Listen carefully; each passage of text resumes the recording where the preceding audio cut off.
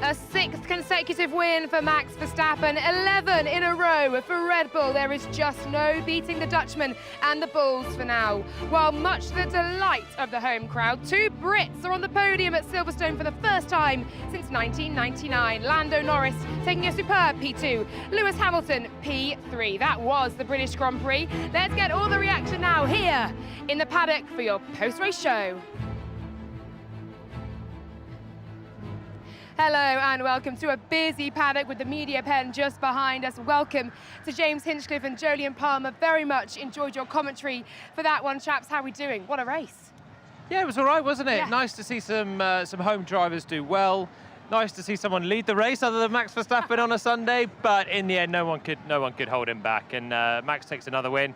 It was a nice enough race, wasn't it? Yeah, I mean, there were some great battles, too. We saw some really good overtakes. That pass George Russell did, wow. I mean, it's overtake of the day for sure.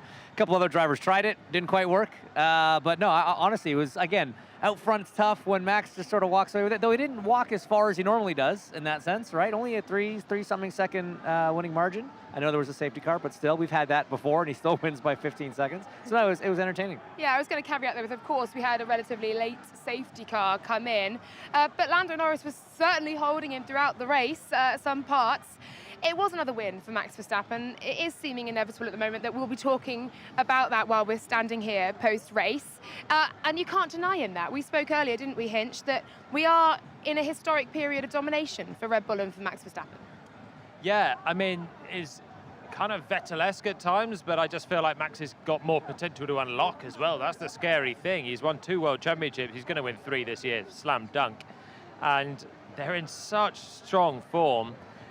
He's just ticking all the boxes. And where's the challenge going to come from? I think McLaren have shown that people can make quite quick progress, but it's the midfielders right now that are making the big jumps and not the likes of Mercedes and Ferrari, who are still waiting to take the big step up. While, of course, we are seeing Max Verstappen win here, the roar of the crowd in that opening lap as Lando Norris took the lead. And it's funny, in the pre-show we were saying they'll be cagey at the start. They'll want to just keep, you know, the Ferraris behind them. They may not try and jump Max Verstappen, and thought, well, maybe Lando Norris would like to lead a lap of his home Grand Prix. He did just that, Hinch. What a start. Well, I mean, his start was so good that he didn't have a choice, did he? He couldn't back out and be like, oh, I'm just going to I know Max will go by. He was past them before they even got to turn 1. I mean, Piastri almost went with them. Max just really not getting a great start. But it was cool. It was definitely awesome to hear the crowd. Every corner of the lap on that first lap was just erupting. Yeah, it was. That's what they all wanted. And speaking to some of the crowd spectators here today earlier on, they were like, can Lando do it? Can Lando take the lead? It was all about can the McLaren overcome the Red Bull.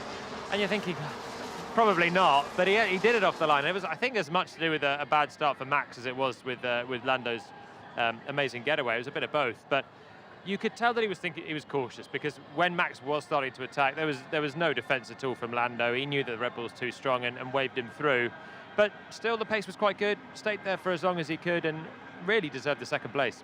Oh, absolutely. That P2 was hard fought for Lando Norris. He'll be delighted with his first podium at his home Grand Prix here at Silverstone.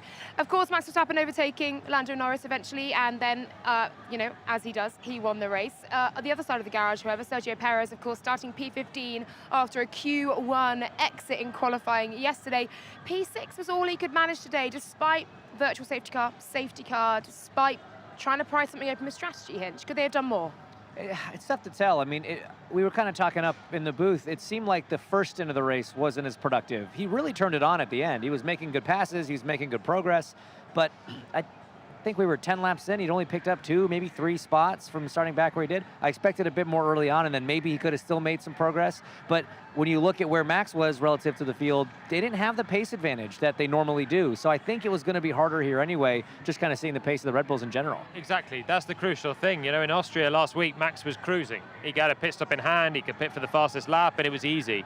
So Checo also had that sort of pace and could come through. But when Max is actually struggling to eke out a gap from the McLarens were lapping similar pace to the Ferraris and Mercedes, Checo's got to come past these guys without the huge pace advantage that we were expecting. So I think that was kind of it. It wasn't as strong a day for Red Bull as we've come used to.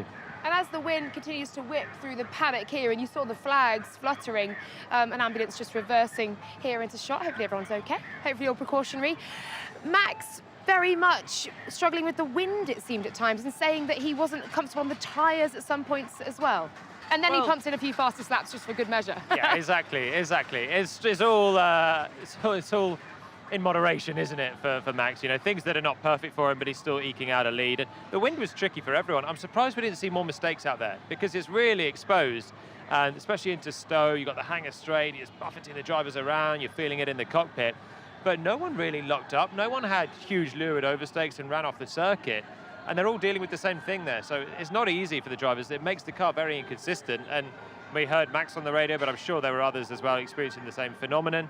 And in the end, you get used to the sort of wind conditions a little bit more, and you settle down into the race. The fuel load burns off, and you can start to pick up as the track comes alive. So I think the early stages on high fuel and the low grip track were particularly tricky. Sprinkling of drizzle as well, which is never nice to see on the driver's visor. But in the end, that didn't come down. Would have loved it. Would have loved to have a little bit of rain early on to spice things up, but it just missed us.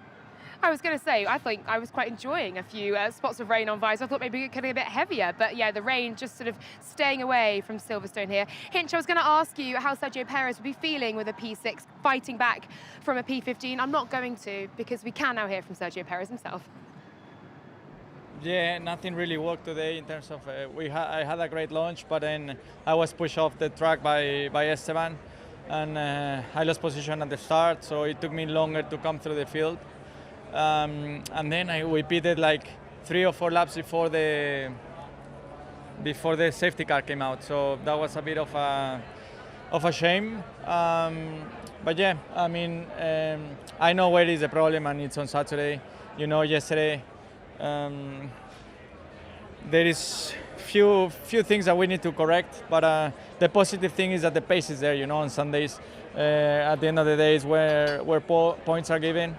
I'm still second in the championship, and I have fully believed that I can turn around my season. You know, and get back to the level I should be. Those few things that you need to correct on a Saturday, are they simple fixes? Can you turn them around for Hungary, or do you just know what the problem is and you're not quite sure how to fix it? I'm already tomorrow in the simulator. We have some idea on where to work on, and I'm confident that we will be able to go through it. And what are the team saying to you? Because you know what you need to do. You're confident you can still get P2 in the championship. What are they saying to you though to try and motivate you? Well, have full support from the team, from Helmut, Christian, all my engineers. Everyone in the team knows what I'm capable of, and I mean, it's how it goes sometimes. You know, when we don't feel fully comfortable with the car, you tend to see these margins. It has happened to any other driver, but it's how you overcome these situations. You know, and the most important thing is that mentally I'm very strong, and I'm at a very strong point, and I have no doubts that I will overcome this. Thanks, Checo. Good luck. That's quite a punchy Sergio Perez, I feel, saying I have the full backing of the team. I'm going to turn this season around, saying he's going to get back in the simulator as soon as possible, work on these mistakes that he seems to be making in qualifying. It's good to hear, in a sense. Well, yeah, I mean, you don't want to be downtrodden about it. You can't be defeatist about it. He needs to turn it around. He knows that. The team is supporting him, but also probably telling him that, encouraging him to improve where he needs to improve. It doesn't mean he's going to be going and attacking Max anytime soon, but he needs to at least be up there with him and regularly be in Q3, regularly be up on the podium, I think. Well, keep others at bay as well. Fernando Alonso behind him, just in the driver's standings. Lewis Hamilton closing the gap too, Julian. Yeah, those former champs are closing in what is inferior machinery, and that's the thing for Checo now. He's got a rocket ship car, and he's produced some brilliant performances earlier on in the season. He's got to finish second in the championship, at the very least. He's got to beat everyone else that's not Max. And at the moment, it's qualifying that is just his undoing. His race pace is fine. He had too much to do today from 15th on the grid. And when in the Red Bull, again, it wasn't in another league today. It was a bit better. So he got to sort the qualifying form out. I know that the management are a bit concerned about where his head's at for qualifying. There's too many mistakes going on at the moment. That's got to be the big focus. Have a clean weekend next time out in Hungary, and then if you don't get qualified sorted at Hungary, it's going to be even harder to come through. So if he qualifies at the front, he can finish at the front. We've seen it already.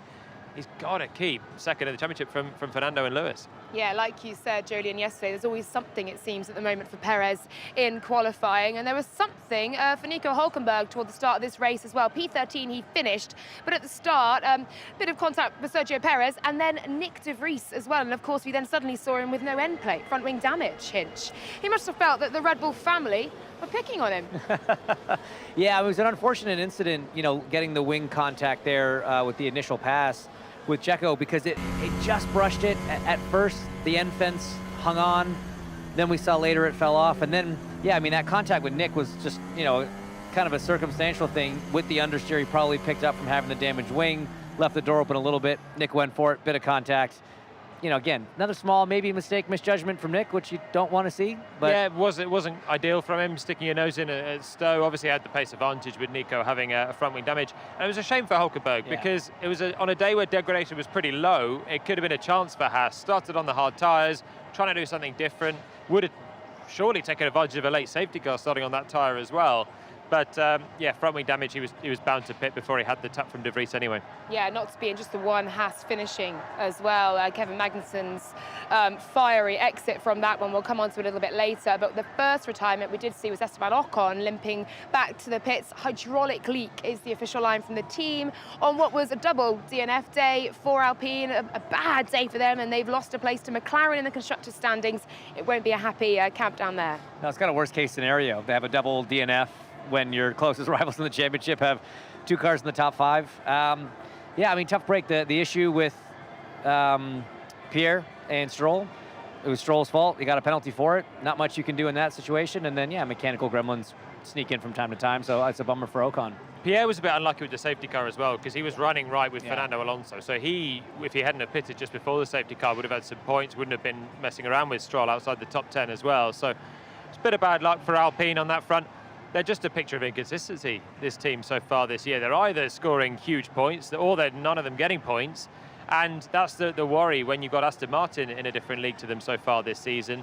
You've got McLaren now stepping on the gas. This is a team that wanted to be close to the old top three. They're now dropping out of the top five in the constructors. So they need to try and add some performance to the car because the upgrades this weekend didn't look like they brought them a huge amount. It seems, doesn't it, weekend in, weekend out, we are seeing different teams squabbling for that P2 position, and it's very exciting for us to see. But you mentioned, of course, that incident between Stroll and Gasly. We can now head to Sam Collins in the studio, who's going to unpack it for us. Yeah, it was a bad day for the Alpine team at Silverstone, but it was a worse day for Lance Stroll. The Canadian driver in the Aston Martin had been having quite a bit of a ding-dong battle with Pierre Gasly in the Alpine. And let's start a little bit earlier in the race. And you got the Alpine in front of the Aston Martin just here. And the two are battling for track position. Now, let me play this forwards because there's been some interesting comments from Lance Stroll about this moment. Lance Stroll was on the verge. He got a black and white flag for exceeding track limits, but he was arguing that Pierre Gasly forced him off the track. And here you see the Alpine forcing the Aston Martin off the track. At least from that point of view, it's what it looks like. If you look at it from a higher point of view here, you can see the Alpine is describing a slightly wider line than perhaps it needs to, but that is the racing line, leaving the Aston Martin nowhere to go and over the sausage curb on the exit of the corner. And you can see it if we play it forwards, you can see what happens. Off goes the Aston Martin, hits the big curb, the cars rejoin the track. Bit of damage maybe to the underside of the Aston Martin, but probably a bit of red mist for the Canadian driver because a few corners later, this is what happened. And this is why a 5-second penalty was given to Lance Stroll, along with 2 penalty points on his licence, which takes him to 7 out of the 12 allowed for the season. He's going to have to be a very careful Canadian as we go on. Now, the FIA say at this point of the corner, they've just released this information, that Pierre Gasly had the line into the apex of the corner. They considered that the Alpine was in front of the Aston Martin here, and therefore the Aston Martin should have yielded the line, not just at the apex, which I think is quite interesting, but also at the exit of the corner. And this is what followed as the two cars came through the corner. It felt like to Lance Stroll, once again, that the Alpine driver was going for the line and forcing him off track. He had to take an excursion, go over track limits, just after he's been given a black and white flag for it. He's bounced across the curb here, and after conversations up at race control, they've decided that because of the bumps off the circuit, it made Lance Stroll lose control of the car and force him into the edge of the Alpine. Now, to me, it looked like a little bit different. It looked like Lance Stroll had had enough of Pierre Gasly being where he wanted to be and just decided not to take any prisoners, got a bit more aggressive on the rejoin, biffed into the side of the Alpine. I don't think he tried to do that on purpose. I think it was just he wanted to assert his authority on the corner, and the two come out of the corner. The Aston Martin carries on in the race. The Alpine is out, so it's the second retirement, double retirement for the Alpine team. No points on the board. Lance Stroll, 5-second penalty, as I say, and 2 penalty points on his licence. Laura, bad day out for everybody involved. We're quite there. Yeah, absolutely. Double DNF for Alpine, and for Lance Stroll, a 5-second penalty.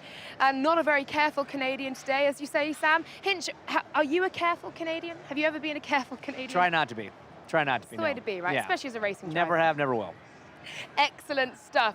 Not a good day either for Kevin Magnussen. And actually, this comes as reliability continues to be a thorn in the side of Haas. Obviously, Nico Hülkenberg last week retiring, Kevin Magnussen out in qualifying, and now another PU issue, it seems, and certainly sounds, for Kevin Magnussen there, Jolien. Yeah, it certainly looks when it's on fire at the back. So a tough weekend for Kev. I mean, he could have got through into Q2 yesterday, but already had a power unit issue. They put an old unit back in, and then he's out of the race as well. So, yeah, bit of a frustrating weekend for him. They'll have to chuck a new one in. He'll probably take power unit penalties later on in the season and hopefully have a better day. But he's just on a bit of a tough run of form. Nico Hülkenberg, of course, getting some points at the sprint last weekend, but Haas missing some race pace. And Kev's just been a little bit underwhelming at times this year. Was brilliant in Miami, but needs to find a bit of mojo again. Yeah, and again, like you say, on a day in which tyre deg wasn't that bad, Haas certainly could have made some inroads, and actually Williams are now tying with them in the constructors' standings in 7th and 8th as well. Of course, that drew out firstly a virtual safety car and then the safety car, which allowed everybody all at once to pit and for all of the strategies to become clear or not, because McLaren suddenly pitted Lando Norris onto the hards, despite perhaps him saying, I want to be on the softs, and I think all of us going, well, I think used softs, certainly, Jolien, were the ones you were looking at, weren't they?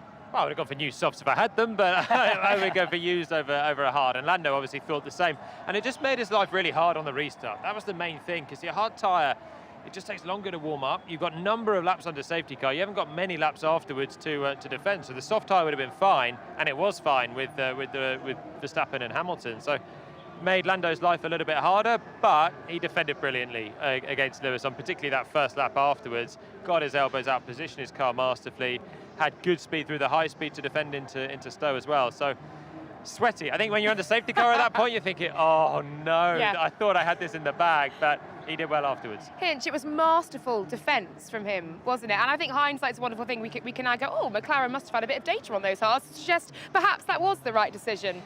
Perhaps it was for them. I mean, every car's a little bit different, right? But both of those cars ended up on the hards. But even Lando, when he asked, what are the cars around me on? It's like, softs in front, softs behind. He's like, oh, great, cool, thanks for that, you know? So even he thought it was a bit of a weird call, because, again, from inside the car, when they would have come in and done that stop, they wouldn't have had that conversation yet. Team puts on the tires they think is right based on driver's feedback and what else you see. But when you see George Russell take a set of softs as far as he did, I was going to say, it almost made, I don't know, I still don't know if it was the right call. They got it done. I'm not sure they wouldn't have been much better. Piastri might have been able to pass Hamilton if he had softs. Who knows? Lando could have challenged Max again. Yeah, it was conservative from McLaren. And on a day where their pace was so good, they were second and third, you're thinking, let's just be safe to get to the end. But no one else was safe. And that's what left them under a bit of pressure. Was they didn't want to run out of tyres going on the softs. But I think they would have been fine. The deg was pretty low today. Yeah, it was. And I am now hearing that Kevin Magnussen is indeed on his final power unit. That was his final power unit. So penalties expected, grid drops expected at Haas. We can now speak to Alex Brundle. He is with Zak Brown, who hopefully can answer some of the questions that we are posing about the hard-soft dilemma. Zak Brown, incredible performance today. What a day for McLaren. How are those upgrades working out for you? So far, so good. I can't wait to get to the next race. All the drivers did an unbelievable job. You know, the tire decision at the end was a bit of a nail biter, but it turned out to be the right one, and just an awesome weekend all around. So happy for everyone at McLaren, our partners, and the fans. How good a job did your two drivers do to keep the two Mercedes behind at the end on those sets of hard tires? Did you think you made the wrong decision when everybody else pulled out on the soft? It was a bit nerve-wracking, I got to say, but you know, they were committed, and that they felt that was the best tire. We knew the opening lap or two would be tricky, but once it settled in, you know, Lewis's tires started to go off, and actually a couple more laps, we think Oscar would have maybe been in with a shout. Do you feel for Oscar today? It was really just the timing of the pit stop, wasn't it, that put him off the podium, a maiden podium, of course, for him. Yeah, he should be up there, really. He should be up there. He drove great all weekend, but you know what? Looking at how he's driving, he's got a lot of podiums ahead of him. Is this just you guys now? This is the level you're going to have for the rest of the season? Yeah, I think we got to be a bit careful to get too excited. It's so close, the whole field, and you can see how quickly someone can fall back and move forward, but clearly we've made a big step forward. It kind of reminds me of Silverstone, and what was that, 2017, with some guy named Alex Brundle had a great race for us. Not quite the same, I'm sure. Give yourself this evening to get excited at least. Absolutely. Before you push on to Hungary. Absolutely. Thank Zak, you. Great job. Cheers. We have been joined here in the studio, great to hear there from Zak Brown, by Alex Albon. Points again, Alex, on a weekend that has been just so good for Williams. Try and sum up your afternoon for us. It has. It's very weird to say that we finished P8 in the race and that was the worst result we've had during the whole week. Yeah, it's been a weekend of mystery, I would like to say, trying to almost reverse engineer the weekend and understand, you know, it's sometimes important to understand when you're slow, but it's also important to understand when you're quick. This weekend, we knew it would suit us a little bit more, just with the full throttle time, the low downforce. But to be this competitive was a bit of a surprise, and I mean, all for it. Yeah. So FP1, you'd go and do a lap, everyone was complaining of low grip, the tyres have changed, and you're presumably feeling the car's not mega, but you look at the times, you're like, hang on. Exactly that. Exactly that. It's almost like this feels terrible, but it clearly feels more terrible for everyone else. I wish I could say we were playing around with fuel loads and stuff, but I think, I don't know. This is my personal theory. It may have nothing to do. The team are going to say, look at this and be like, what the hell are you talking about? But I think when you sometimes are on the lower side of downforce, it becomes a little bit, depending on your car, can be a little bit less sensitive to the wind as well. Not so extreme, so easier to be able to use the limit of the car when you know it's always sliding in some ways. And yeah, it's been a weekend where we've just been able to handle the wind quite well, which I don't think has been the same for other cars. And yeah, even the race pace was good. I mean, I struggled a little bit at the start, and then once we got into the rhythm, the pace was quite good. And then on the softs, actually, arguably, I'd say, well, we did have better race pace than Fernando, and we were, yeah, it's nice. Well, tell us a little bit about that battle at the end there. You guys were going all the way to the line, Charles behind, trying to keep him back, attacking in the front. That was a fun little couple laps. Yeah, it's this track is huge on deployment, so with so little braking, so little recharge going on, you're basically low on the pack in a lot of straights, and when you're on a attacking race, it's quite easy to take risk, hold the overtake button, try to go for a move. If it doesn't work, okay, you recharge for another lap and you go again. But you can't do that when you got a car also still catching you. So it was basically one of them ones where I wanted to use the battery and take the risk and try to get Fernando, but at the same time, if I didn't get the overtake, I would have been sitting on the bottom of the pack and Charles would have got past the next corner. So it was a very kind of technical delicate battle. balance. It was. Do you reckon you'd have had him if you didn't have Charles behind? I would have made the difference? I would have took way more risk. I would have used a lot more what we call recharge, and slowly caught him up, because I didn't need to catch him up straight away, and then had what you call a full pack and just unload it. Unload it on him, which sounds very wrong to say, but there you go. Well, you said it, not us. Talk us through that battle then. We had Perez, Alonso, yourself, Leclerc, and Sainz, all of you overtaking. Williams overtaking a Ferrari. I mean, we were 2 steps different on compounds. That always helps, but yeah, it was fun. It was a lot of fun. As soon as I saw Checo and Carlos fighting into turn 16, 17, every year it feels like it always happens where, they try to stick it out with each other and they always compromise their exit. I just had to make sure I had a clean run onto the last corner, and then when I got alongside Carlos, I expected him to go flat with me around the corner. And I thought if he did that, good luck. So I was glad that he bailed it. You were braced for it then. Exactly, On the inside, exactly. you knew you were going to commit to it, and you were thinking if he does, we're going to be in a heat. Yeah, exactly. So sometimes you've got to risk it, and I think he knew he was in the weaker position at that moment. So, and that's not to say I would have crashed, but I would have struggled to give him a lot of space on the outside. Yeah, exactly. And look, Alex, after a Stroll penalty, Logan Sargent so close to the points as well, P11. That's very promising for his side of the garage as he continues to search for that elusive point in his rookie season. It is. It's been a strong weekend for Logan too. He always goes well around here. He's had good pace all weekend. I think especially with this wind, it's been really hard to hook up laps together, which is also experience. I think it's just knowing the circuit, but also knowing the car and getting on top of the wind. With, again, not to sound too technical, but with the tools you can use, you can really help the car with wind. And yeah, it was a strong race. I think, there was a couple of DNFs, but P11 is he got the position which everyone hates. It's the one that it's feels like you should have just never turned up in some ways, but yeah. And Alex, Hungary next up, and then through to Spa. How do you see the Williams faring across the next 2 race weekends before the summer break? Hungary, maybe a learning weekend, let's put it like that. A weekend we can explore a little bit with setup and possibly start to focus, well, we already are focusing a bit more towards next year in terms of philosophy and characteristics that we want to achieve with the car. And then Spa will come back to kind of another circuit we should do well at. It's one of them things where there's a bit of a fight in the midfield. We're now P7, joint P7 in the constructors with the Haas. We want to stay P7, obviously. I think P6 is too far away, and it's really the fight with the Alpha and the Haas. AlphaTauri can still come back, but when the points are so difficult to get and the points are so low, I think I'm on 8, maybe I like to say, maybe a bit more.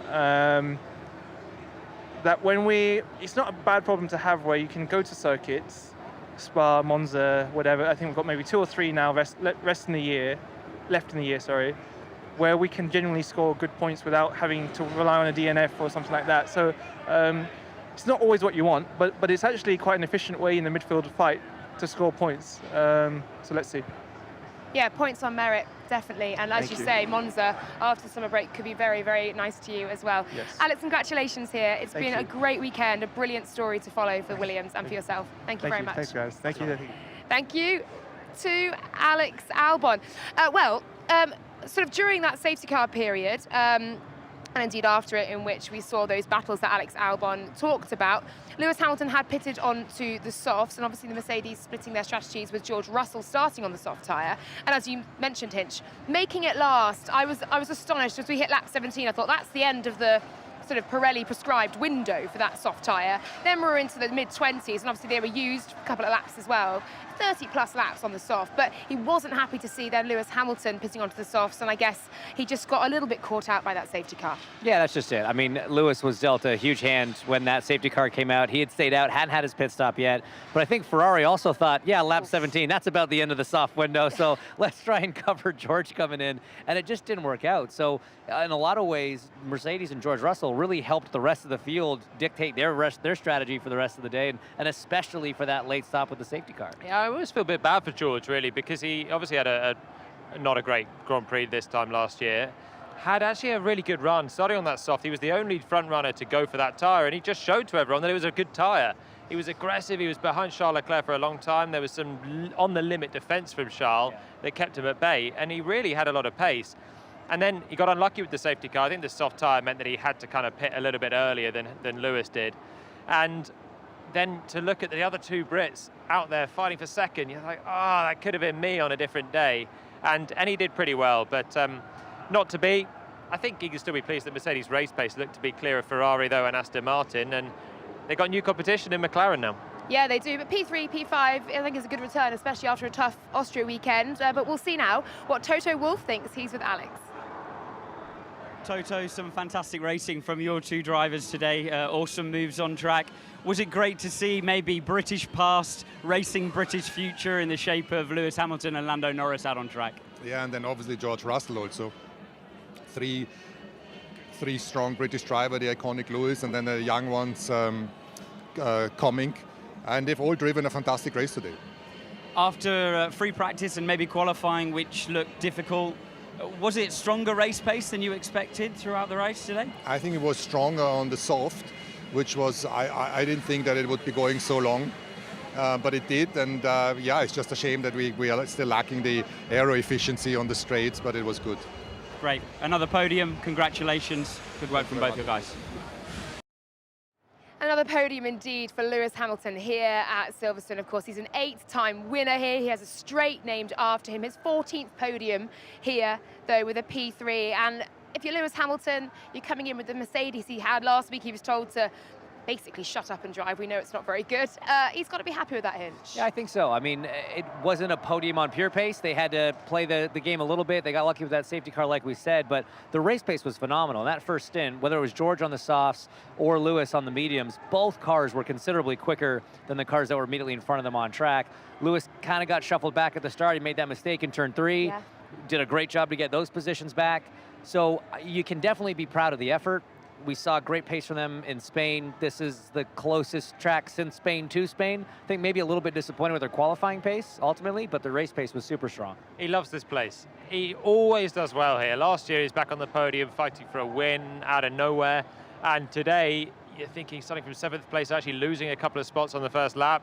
Thinking actually this is out of kilter for Lewis Hamilton at Silverstone, but things happen and he was there to take advantage by going long on the first set of tyres, kept them in good nick. Benefited obviously from the safety car, but the pace was pretty good for Lewis and still pushing all that way to try and get a top 2 as well. And the battle with Lando Norris as well, that was something special. Lewis Hamilton knows how to make magic here at Silverstone. He is with Lawrence Bretter now in the pen. Hey Lewis, considering how much of a battle this car's been this weekend, how satisfying is it to get a podium in front of your home fans?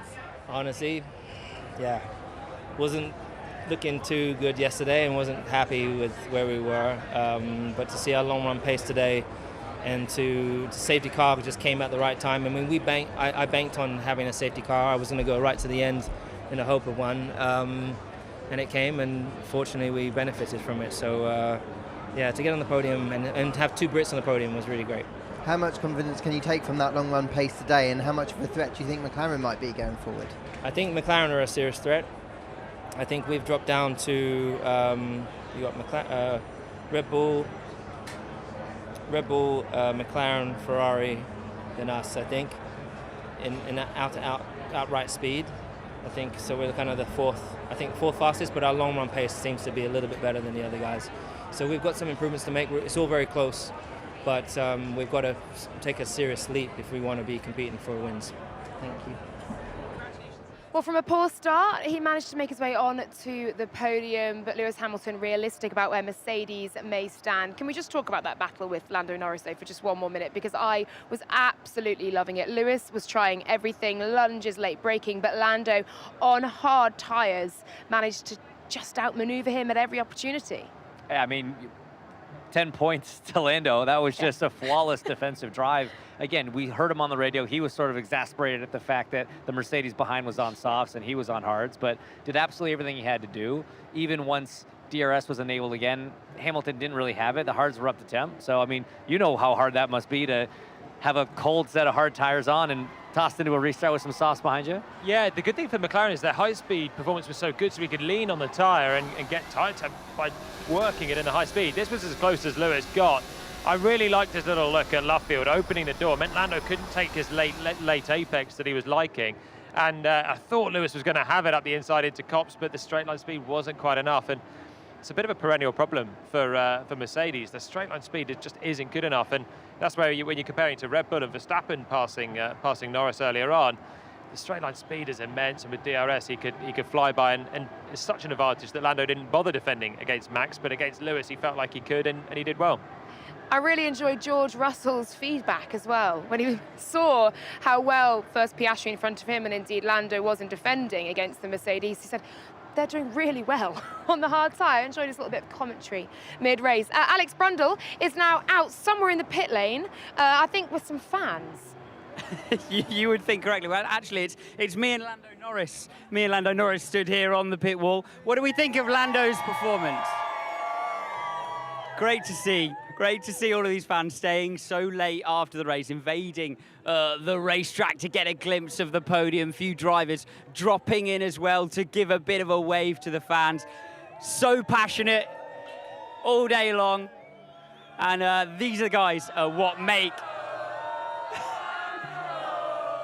These guys are what make this event so spectacular. 480,000 of these guys all over the race, all over the weekend. What was the best moment of the race? Jesus. Came out crashing out. It wouldn't be my choice, but thank you so much for coming. Sorry if you heard something you didn't want to at that point. Back to you guys. Thank you so much for coming to the British Grand Prix. We do love a chat with some fans who may or may not have been on the sauce all day long. Best moment of the race, Kevin Magnussen crashing out. He didn't even crash out, dropping out of the race. It wouldn't have been mine either. Alex Brundle was right in saying that. Yeah, that was a great cover by. My favorite moment of the day is now Alex's cover on that answer. Yeah, it was superb, wasn't it? Brilliant stuff. Looking a little bit further down. Into McLaren's performance today, and indeed Norris, and getting a home podium, and turning around what's been such a difficult season so far for McLaren, and indeed to have Piastri up there as well. So we know it's genuine pace, it's on merit. What does this mean looking ahead for McLaren?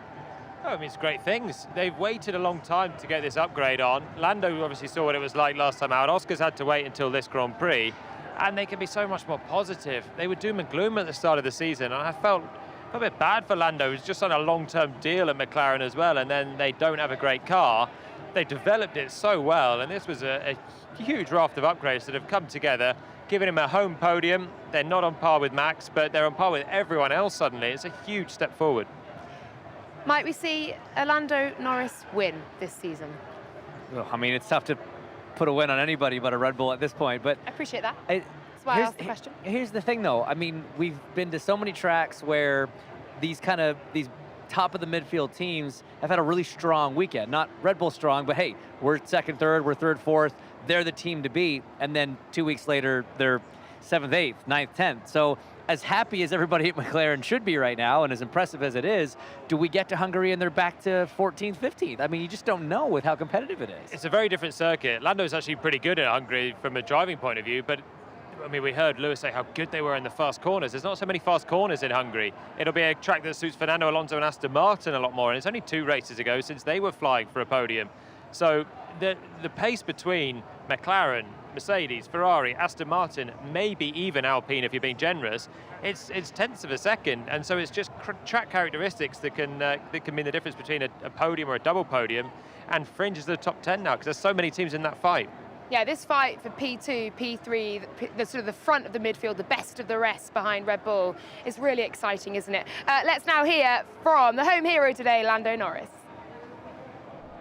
Hey Lando, what a day, what a weekend. Just what does it mean to get a podium in front of your home fans, and also the form of the car here based on where you started the season?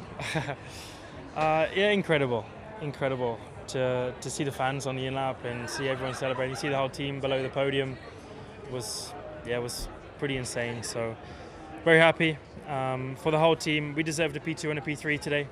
Honestly, Oscar deserved his first podium in Formula 1. He's driven very well all weekend, and we were just unlucky with the safety car. Lewis got very lucky in the other way of saying it. So Oscar should have been up there. We should have had 2 McLarens on the podium, which would have been even more insane and even more incredible and unbelievable in some ways. But from my side, very, very happy. The team did a good job.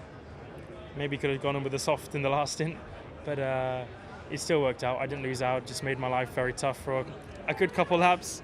but it all worked out, and yeah, P2 for me is pretty insane.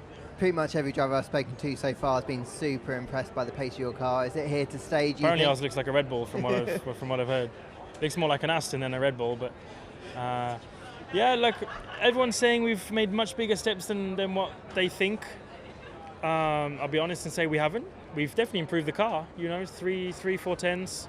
We're saying 2.5 to 3 in Red Bull Ring, and it's more like then 3.5 to 4 here, just because it's a longer track, more corners and so on. But that's it, and some people are saying we've improved a second, which is impossible.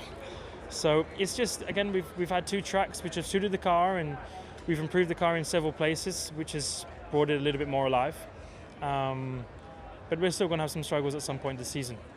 It's not all glorious all of a sudden. So we do need to keep our heads down, but the progress has been extremely good. So we'll keep cracking on, and this was just one step of many that we have coming over the next couple of years. And if we can take continuously steps like this, then I look forward to what the future holds. Enjoy it. Congrats. Thanks. Thank you.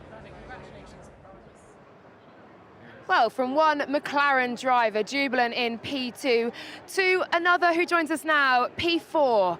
Oscar, I'd imagine there's some mixed emotions right now, because it could so have been P3 had you not just pitted before that safety car. What are your emotions? Bittersweet is the word I would sum it up with. To be fighting in the top 3, I could only dream of that even last weekend. And yeah, to be disappointed with 4th place because of a unfortunate safety car is a very nice dilemma to have compared to what we've had earlier in the season. So yeah, super proud of the team, of how we executed that race, and also for how we've made such a big turnaround. Even for me last weekend, we were one of the slowest with the old car, and this new car is a hell of a lot better on Sundays. So yeah, it's a nice problem to have, to be disappointed with 4th, but hopefully there's plenty more opportunities to come. They're like just plain bad luck for you, obviously, with the safety car. You matched Lando pretty well through the whole weekend. You fought with Max at the start. You can't have been expecting to go wheel to wheel with Max through the first half a lap. How was that? Yeah, it was pretty exciting. We, especially at the beginning of the season, I think last weekend I got lapped by Max about halfway through the race, and this time I was almost overtaking him. So that is one hell of a turnaround, I would say. I knew that getting in front of Max wasn't the be-all and end-all for my race. We knew he was going to be quicker than us. So it was more about trying to hang on to the back of him and get him to pull us along with DRS, which we actually managed to do for a while. So that was a nice surprise, but to be fighting for the top 3 places, seeing Lando leading a race just in front of my eyes was, a pretty cool moment for the team, I'm sure. Yeah, the midfield's so tight right now, and it seems like every week, one of the midfield teams, that's their week to sort of shine, but it fluctuates a lot. When you see the kind of pace that Lando had when he first got the upgrades last week, now both cars have them, very different circuit from Austria here to Silverstone, you're both up there. Is this a sign that this pace is genuine and it's something that we can see consistently over the next few rounds? I sure hope so. I think we were a bit cautious this weekend that Austria might have been a one-off, but we turned up this weekend and we were even quicker. Yeah. We're aware that this weekend, also suits our car quite nicely with all the high-speed corners, which is where we're really strong. But even still, we were genuinely the second quickest car this weekend, which is, blows my mind still. So very, very happy. Still a couple of little things. Lando had the next little thing in the front wing this weekend, so I'll get that next weekend as well. So there's still little bits to come for both of us, which is exciting as well. Where was your head at after Austria? Because obviously you didn't have the upgrades. Lando did, and did an amazing job. Were you thinking, if I had the upgrades, I'd be there? Or are you thinking, is Lando just doing a superb job and I'm a little bit away? How were you thinking coming into this one with that package? There's always that element of doubt when you don't have the same material. I knew that Austria is always a good track for Lando in particular, a good one for the team. But there's always that doubt on a Sunday, especially when he managed to still stay with the front guys. Has he just done a mega race or is it the car? And this weekend, I think the car is a massive step forward. To have both of us up there now with these upgrades, it's a true testament to what the team's been able to do in turning our our pace around, especially on a Sunday. Even with the old car, when the conditions were right and we went to a circuit that favoured us a bit, we could be genuinely up there in qualifying, but the races we always went backwards, and the last two we've been able to hold our own on Sundays as well, which is really exciting. How does it feel, rookie season, top 5 in a Formula One race? That doesn't happen very often for a rookie. Yeah, it's exciting. It's still bittersweet that it could have been top 3. Yeah, that's a driver right there. You're the first rookie in a decade to qualify in the top 3 as well. Yeah. It's impressive stats you've made this week still. Thank you. It still doesn't put a trophy in my head, unfortunately, but we could be so proud of what we've done. I'm proud of myself. I feel like I had a very solid weekend. I feel like qualifying, I was very happy with the lap I achieved. The race today, there's been a few question marks for myself over managing a race stint, and the medium, I was very happy with my race pace. The hard, I think, is still a little bit of improvement to make, but all in all, I don't think I could have asked too much more at this point in my career. So very happy with what I managed to achieve, but also for the team to have genuinely the second quickest car. For a bit of bad luck, it could have been 2 cars on the podium. It's a super happy weekend for everybody involved. Yeah, that would have been special, wouldn't it? I remember speaking to you on Thursday in the pen, and you were saying, it's quite exciting because I think we might be just about up there with Ferrari on race pace.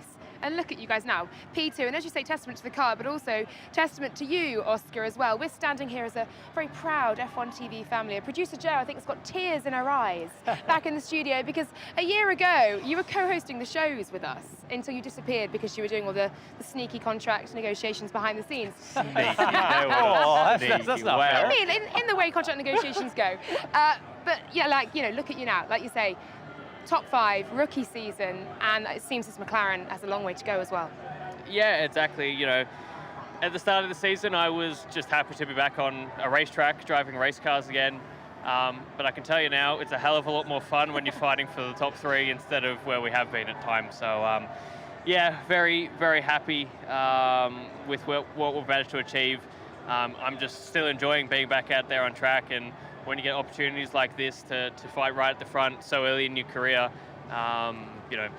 you feel like a pretty lucky guy. So, some people haven't had this opportunity and they've been in the sport for over 10 years. So, very happy with where I'm at, and hopefully it's only the start of a great journey.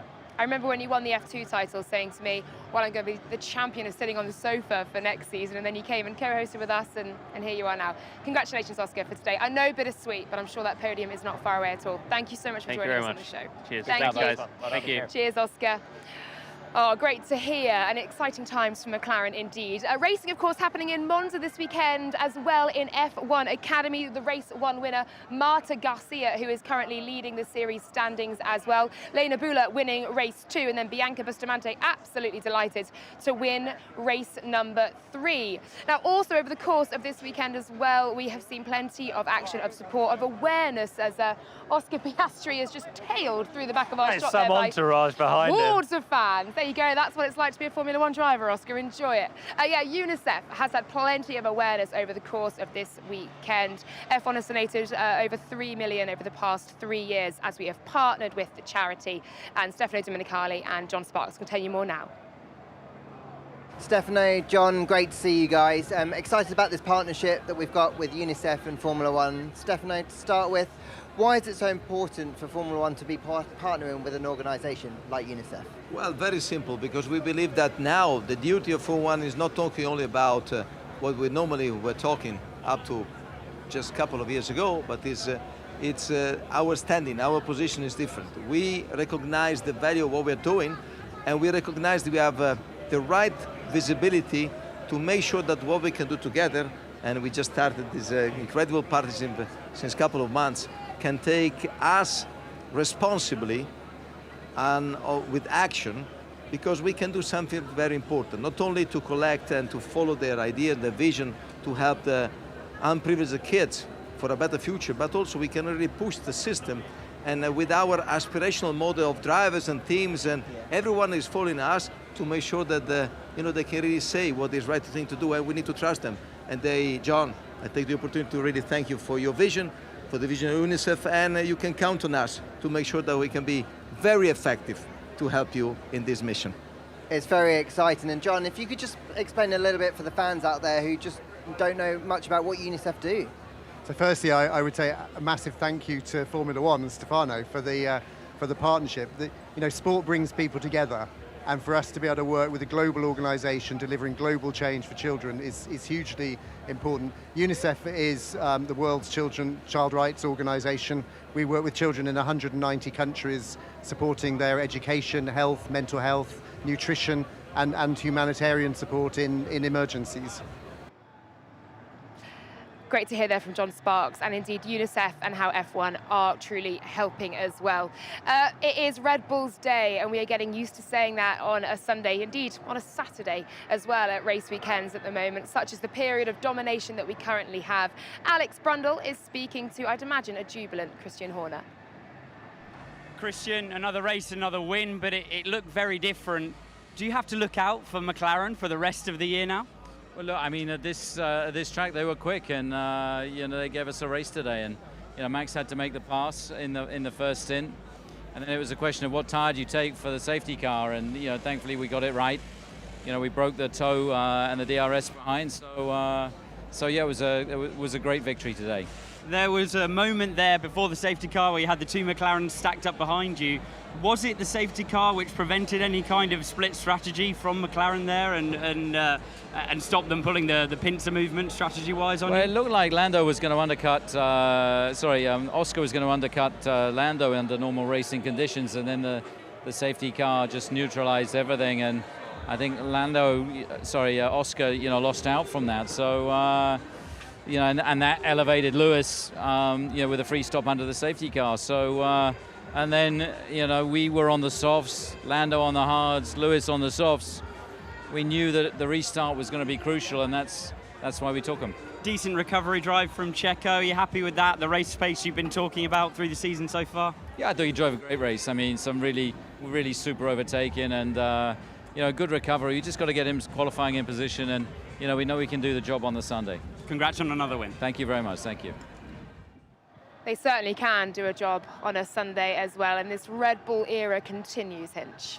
It does, and it doesn't really seem like it's going to stop anytime soon. Again, I'm going to keep on harping on this margin. I know we had a safety car, but still, even at the start of the race, Max didn't just walk away like he normally does. We heard him on the radio, not super happy with the tires in the last stint, so it's not just like anything they bolt on the car's perfect. I'm trying, man. You're picking up the jeopardy. I'm trying. I really see what you're trying to do. This is why we pay Hinch the big bucks. Oh, it's more than effort. I had to give it a shot, man. Yeah, he's going to win the rest of them, and game over. All right, have a good one. You make some valid points. Perhaps the truth is somewhere slightly more in the middle. But Jolyon, look, equally, the car is bulletproof as well. The car's showing no signs of failure in any sense. Yeah, that's the thing. Both cars have been very reliable. Max has just had a couple of qualifying issues earlier in the season, but you're not wrong, Hinch. You're not wrong. He didn't walk away with it. No. He was creeping. He was tiptoeing away from the McLarens. And he didn't like it in the tricky conditions. He didn't love the soft tyres at the end. It wasn't super easy for them. And I do think there'll be time where the rivals do properly catch up this season, and we do have a genuine fight for the lead and someone that cares to defend from Max Verstappen. It's just not quite yet. Maybe after the summer break there'll be a bit more performance. But I love your optimism for it. All right, I'll throw you another one. Are we now getting to the point where the reduced wind tunnel time and CFD time from A, being the Constructors' Champion last year, and then B, obviously the penalty that they had to take for the cap overspend, is this the point of the season where it starts to show where others can spend more and do more and they're a bit handcuffed? You're not wrong, but they don't need to upgrade the car either to win the races. They've got the championships in the bag, so they can already turn to next year and use their reduced time wisely on next year. So they've bought themselves a huge advantage. But that's also why I think later in the season they will be run a lot closer, and then maybe they'll be beaten. They might want to make sure they win every race this season. They have an 11 in a row here. That is a new record for Red Bull, and it is 7 in a row as well for Max Verstappen. Let's hear from him now. Hey Max, congratulations. It felt like you had to work quite hard to take that win today. Well, I mean, the start wasn't fantastic. We had a lot of wheel spin, which I need to look into why that was exactly. But after that, I think once I passed Lando, it took me a few laps to cool down the tires. And after that, I think we had good pace, because I think the last 10, 15 laps of that stint, we were 9 seconds in the lead again, which I think was very good. But then, of course, because of the safety car, everyone was back together, and we had the soft tire to the end, which seemed to overheat a little bit more than I thought. So it was a bit more difficult to keep the pace up. But luckily, the first 2-3 laps of that stint, I had already quite a big gap, so I could just manage that to the end. Were you surprised at the way the soft tyre behaved in that final stint then? I thought it would be a little bit better for us, but maybe it's also a bit car specific, who knows. Great stuff, thank you. Max Verstappen extends his lead at the top of the drivers' standings to almost 100 points over his teammate Sergio Perez, and he'd be leading the constructor standings too. It's pretty astonishing, really, isn't it, to see. Okay, chaps, we're coming to the end of the show. What was your moment of the race, moment of the day, James Hinchcliffe? For me, it was Lando's defense on the restart. I thought, he had the tire disadvantage. Everything's coming down to this podium position at the home Grand Prix. He's got a 7-time champion right behind him who's so good here, and he just drove absolutely flawlessly to pull it off. So for me, that was it. Lando's attack on the first start. Record crowd here, packed out, and a McLaren with a Brit in takes the lead away from Max Verstappen and led for a few laps. I loved it. The crowd went wild for it. What about you? I think for me, either of those two, they were pretty seminal moments of the race, really, weren't they? Yeah, I'm gonna agree with both of you in turn. Well done. Yeah, both of you. We're coming to the end of the show, aren't we? Alex Brundle's interview, that made me laugh, and your histrionics then storming off set. That was also a good moment of my day. No, but thank you both so much. Let's take a look at the schedule for our next race weekend, and that is coming up in just over 2 weeks' time. That is in Hungary. Free practice 1 comes at 1:30 p.m. Free practice 2 at 5 p.m. Free practice 3 on the Saturday, 12:30, and qualifying at 4 p.m. European time. The race at 3 p.m. That is your Hungarian Grand Prix weekend as Red Bull continue to extend their dominance. Huge thank you to Ben Edwards, to Lawrence Barretto, to Alex Brundle, and to these two boys, James Hinchcliffe and Jolyon Palmer. That was the British Grand Prix. Max Verstappen reigns supreme once again.